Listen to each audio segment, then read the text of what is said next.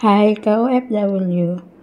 Ngayon, umpisa na naman tayo sa ating morning routine. Dito muna pala tayo maglilinis sa kwarto ng aking alaga na si Maymay. Kasi umalis silang lahat, kaya may pagkakataon ako na i-arrange at palitan ng kanyang mga bedsheet. Ayan nga pala yung bedsheet niya. Kailangan kong ayusin at palitan ng kanyang bed cover para hindi siya nangangate. Yan din yung mga laruan niya, halos nakakalat. Kasi kapag andito talaga siya, as in lahat halongkatin niya. Ayan na mga ka-OFW, nag-umpisa na akong maglagay ng bedsheet. Yung maliit niyang foam, ipinapasok pala yan sa kanyang inner bedsheet. Yan yung kanyang inner bedsheet na talagang para siyang pillow na nakapasok sa isang material. Tapos, yan, papatungan ko pa ng isa pang another bedsheet na protection para kapag nagka-aksidente, umihi siya or tumagos yung ihi niya sa diaper niya, hindi mababasa yung foam. At sunod naman, yung pangatlo niya is yung pinaka-bed cover niya. Kaya bali 3 layer yung kinakabit ko dyan mga ka-OFW.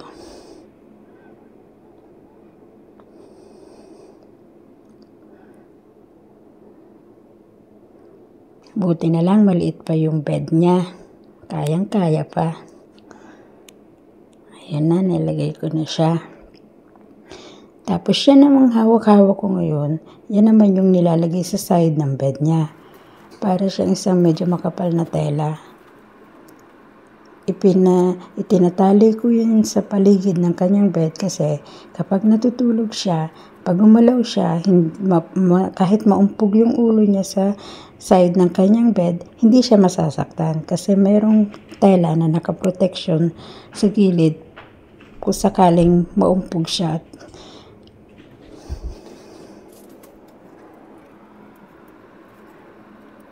Nakakangawit din yung magkabit-kabit.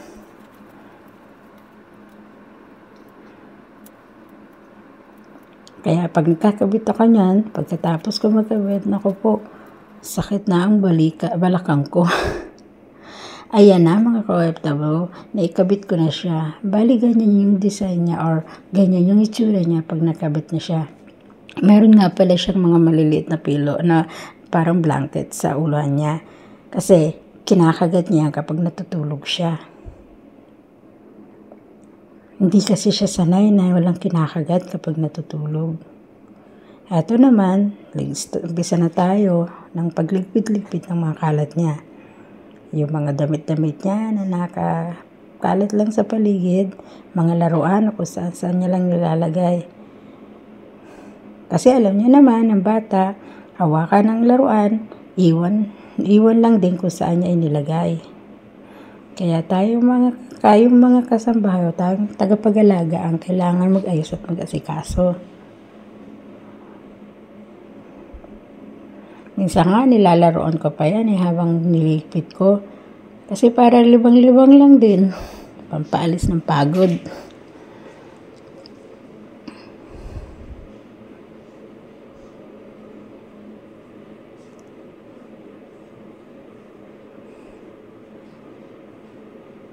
Ang dami niyang teddy bear dyan.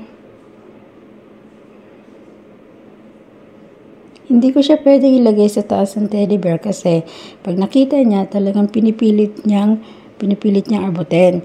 Kaya at least kapag nasa gilid lang ng sahig, kapag gusto niya laruan, kukunin niya na lang at iaabot niya na lang. Hindi na siya mahihirapan at saka hindi pa madidisgrasya kasi hindi siya aabot. Kumbaga parang hindi naaakyat. Kasi minsan pag inilagay ko siya sa shelf, inaakyat na talaga kasi gusto niya laruin.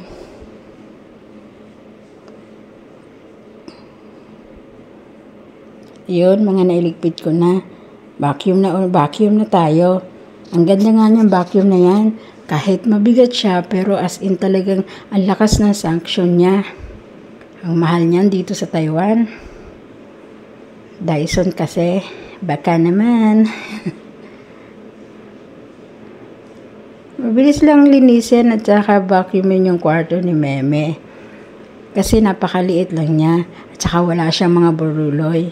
Hindi pa kasi nilalagyan ng nanay kasi nga baby pa. Baka i-renovate pa yan pag lumaki na yung baby.